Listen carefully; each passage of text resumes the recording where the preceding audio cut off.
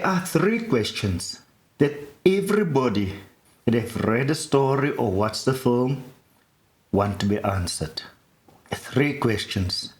And if those three questions are answered, your story is basically over. You see, there is nowhere for your character to go or nothing for your character to do once these three questions are answered. Number one, will your character beat the villain?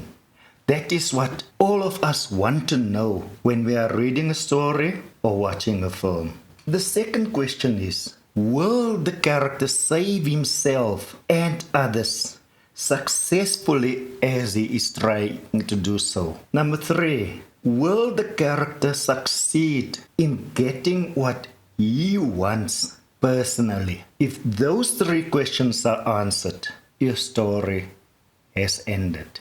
Now, why do I say so?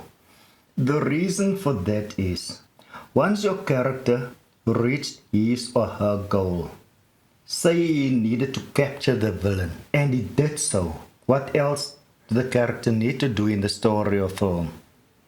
If the character saved himself or others, what else do the character need to do in the film? If the character has achieved his own personal goal, for example, to get the girl, what else will there be for the character to chase after?